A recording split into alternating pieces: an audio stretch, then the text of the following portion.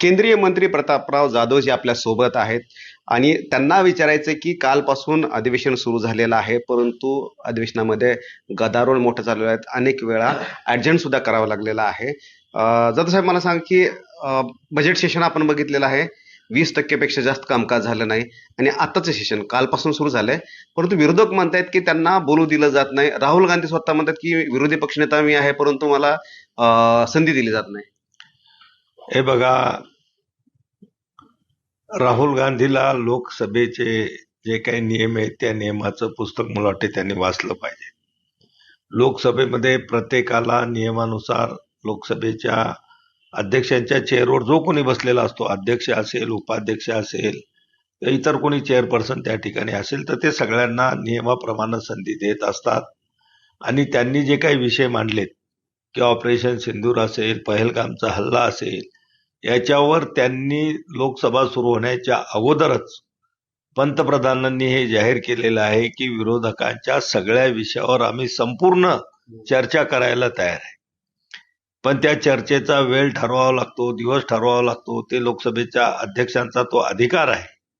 आणि म्हणून कोणी विरोधी पक्षनेता असला तरी अध्यक्षांच्या अधिकारावर ते त्या ठिकाणी आपला हक्क सांगू शकत नाहीत. अध्यक्षांना सुद्धा सांगितलेलं आहे की आम्ही सर्व चर्चा घ्यायला तयार आहोत.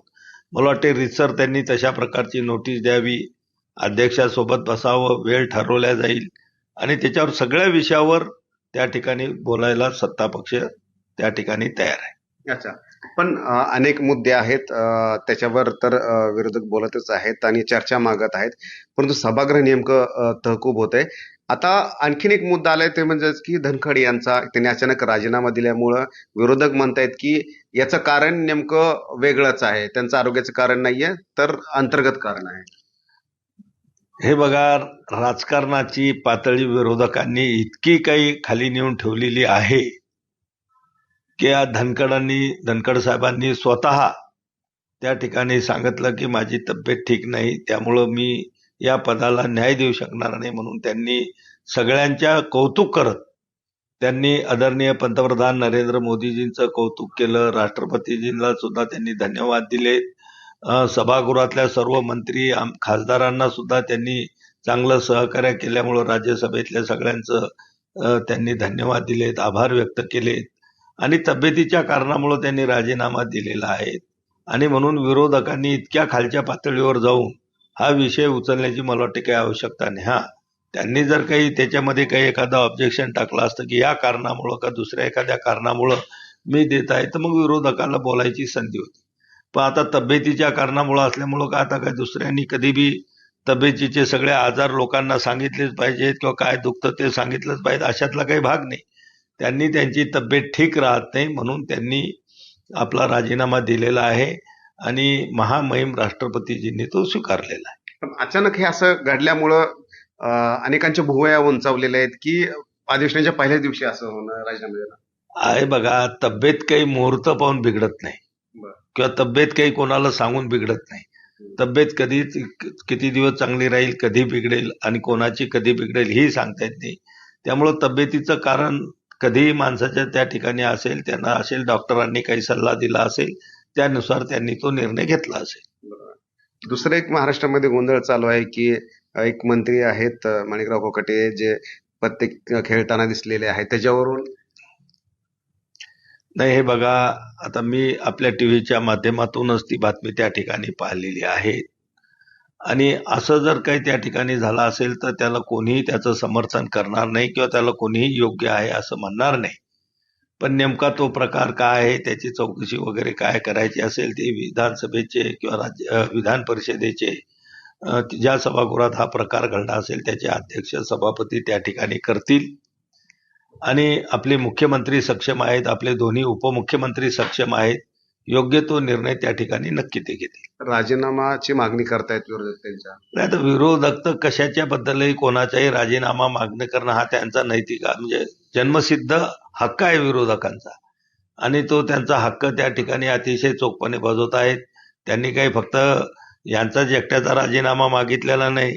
कधी ते मुख्यमंत्र्याचा राजीनामा मागतात, कधी उपमुख्यमंत्र्याचा राजीनामा मागतात, कधी मंत्रिमंडळाचा राजीनामा मागतात. हे विरोधकाचं कामच आहे.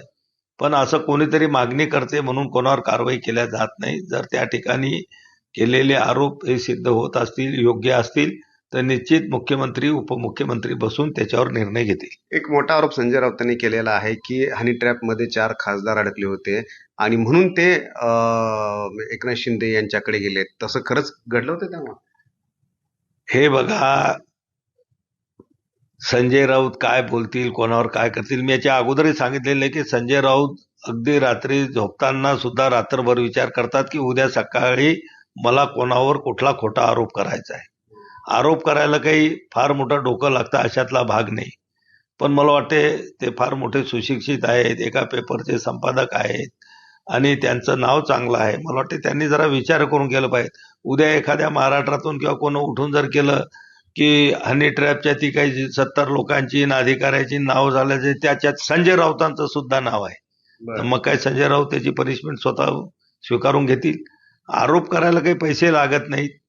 उचलली जीभ लावली टाळ्याला, अशातला तो प्रकार आहे. पण हनी ट्रॅपमध्ये असं काही अडकलेले आहेत का शिंदेचे? हे बघा, त्यातला कुठला हानी आहे कुठला ट्रॅप आहे मलाही माहित नाही. आणि मुख्यमंत्री सुद्धा बोललेले आहेत, विरोधकाला आरोप करायचे असतील त्यांनी पुराव्यानिशी त्या ठिकाणी आरोप करावे. मी पाहिलं त्या दिवशी आपल्या टीव्हीमध्ये की विधानसभेमध्ये माजी विधानसभेचे अध्यक्ष, काँग्रेसचे प्रदेश माजी अध्यक्ष हे काहीतरी ते दाखवत होते की याच्यामध्ये सगळे पुरावे आमचे आहेत, पण त्यांनी ते अध्यक्षाकडे दिले नाहीत किंवा सिद्ध केले नाहीत. ती त्यांची जबाबदारी आहे. जर कोणी कोणावर आरोप करत असेल तर आरोप सिद्ध करण्याची जबाबदारी आरोप करणाऱ्यावर असते. संजय राऊतांनी त्या 4 खासदारांचं नाव घ्यावं, कुठल्या प्रकरणात अडकले त्याची स्पष्टता करावी आणि कुठल्याही पक्षाची जरी असली तर निश्चित अशा गोष्ट जर असेल तर त्याच्यावर तो पक्ष कारवाई करेल. हे आव्हान आहे का संजय राऊतांना की खासदारांची नावं जी आहेत हो, माझं पूर्ण आव्हान आहे की असे कोणते खासदार असतील त्यांच्याजवळ काही पुरावे असतील तर त्यांनी ते द्यावेत आणि सिद्ध करावं. त्याच्यामध्ये त्या पक्षाचे नेते ऍक्शन घेतील आणि जनताही त्यांना त्या ठिकाणी त्यांचा धडा शिकवेल. हो, दूध का दूध पाणी का पाणी होऊन जाईल. बरोबर आहे. पण राऊतांनी आज त्याच्यावर लेख पण लिहिलेला आहे आणि शिंदेचे शिवसेनेचे अनेक मंत्री जे आहेत ते सुद्धा वेगवेगळ्या प्रकरणामध्ये अडकत आहेत. हनी ट्रॅप तर एक आहेच, परंतु अनेक प्रकरण जे आहेत ते अडकत आहेत. हे बघा, आरोप झालेले आहेत आणि याच्या अगोदरही अनेक मंत्रिमंडळातल्या मुख्यमंत्र्यापासून तर राज्यमंत्र्यापर्यंत अगदी सगळ्यांवर विरोधकांनी आरोप केलेले आहेत, राजीनाम्याच्या मागण्या केलेल्या आहेत.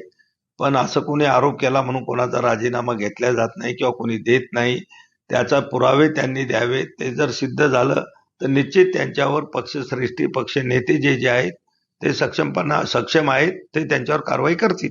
पक्षाला बदनाम केलं जाते असं वाटतंय, टार्गेट केलं जाते. बिलकुल. तुम्ही पाहत असाल आताच नाही तर गेल्या 2.5 वर्षापासून एक सर्वसामान्य माणसातून आलेला 18 तास काम करणारा, जनहिताचे निर्णय घेणारा म्हणून ज्यांची महाराष्ट्रामधल्या घराघरामध्ये ओळख आहे अशा एकनाथराव शिंदे आणि त्यांच्या शिवसेना पक्षाला गेल्या 2.5-3 वर्षापासून सातत्यानं त्या ठिकाणी टार्गेट केल्या जात आहे, बदनाम करण्याचा प्रयत्न होत आहे. पण त्या ठिकाणी शिंदेसाहेब नेहमी बोलतात की मी आरोपाचं उत्तर आरोपानं देणार नाही, मी माझ्या कामातून त्याचं उत्तर देईल. आणि मागच्या विधानसभेमध्ये त्यांनी मुख्यमंत्री म्हणून केलेलं काम असेल, घेतलेले निर्णय असतील, जनतेची केलेली सेवा असेल, त्याचं उत्तर जनतेने विरोधकाच्या होबाळावर त्या ठिकाणी फेकून मारलेलं आहे. दुसरं एक आणखी प्रकरण गाजतंय. योगेश कदम यांच्या आईच्या नावानंच बार आहे असं समोर आलेलं आहे. गृहराज्यमंत्री आहेत ते रामदास कदम म्हणतात की तिथं ऑर्केस्ट्रा चालत होता, बऱ्याचशा गोष्टी आहेत. बार हे बघा, त्यामध्ये त्यांनी मी सांगितलं आणि याच्या अगोदरही सांगितलं की असे आरोप हे लोक सगळ्यांवर करत असतात. त्यांनी पुरावे द्यावे, सिद्ध करून दाखवावं. आणि मला वाटते अनिल परब हे स्वतः वकील आहेत, त्यांना माहित आहे की जर कोणावर आरोप करायचा असेल तर कसा सिद्ध करावा लागतो, कुठेही सिद्ध करावा लागतो. आणि ते वकील असल्यामुळे मला वाटते मला काही त्यांना कायद्याचं नॉलेज देण्याची काही आवश्यकता नाही. परंतु कबूल केलं याच्यामध्ये की आहेत म्हणून अशी बार कबूल नाही, ते केले. मला काही माहित नाही त्याच्या ह्याच्यात आणि मी काही ते ऐकलेलं नाही. त्याचं जर त्यांनी आरोप केले असतील तर इतर जी नियमाप्रमाणे जी चौकशी व्हायची असेल ते पण होईल. त्यामुळे तथ्य असेल तर कारवाई व्हायला पाहिजे का? माझं म्हणणं आहे कुठल्याही गोष्टी कोणीही चूक केली तर चुकीला माफी नको, चुकीला ही सजा असली पाहिजे. बरोबर, बिलकुल. चुकीला तर सजा असलीच पाहिजे, परंतु मग ते राज्यामध्ये असू द्या, केंद्रामध्ये कोणतंही असू द्या किंवा विरोधक जरी चुकत असतील तर त्यांनी स्वतःहून ते त्या ठिकाणी कबूल करून त्यांनी ती चुकीची शिक्षा त्यांनी स्वतःहून स्वीकारून घेतली पाहिजे. बरोबर आहे. तर हे प्रतापराव जाधव बेधडकपणे सांगितले की कोणत्याही चुकीच्या किंवा गैरवर्तनाला पाठीशी घालता येणार नाही, त्याच्यावर कारवाई करायला पाहिजे. परंतु राहुल गांधी जे म्हणत होते की त्यांना संधी दिली जात नाही, तर त्यांना सभागृहामध्ये वारंवार संधी दिली जात आहेत. परंतु केवळ धनखड यांच्या मुद्द्यावरून राजकारण करण्यापेक्षा इतर मुद्दे आहेत ते सभागृहामध्ये मांडावे असं सुद्धा आवाहन त्यांनी केलेलं आहे. आणि त्याचबरोबर संजय राऊतांना सुद्धा चॅलेंज केलेलं आहे त्यांनी की जर तुमच्याकडे खरंच नावं असतील, पुरावे असतील तर ते समोर आणावे, दाखवावे. कॅमेरामॅन सत्यम सह रामराज शिंदे, एनडीटीव्ही दिल्ली.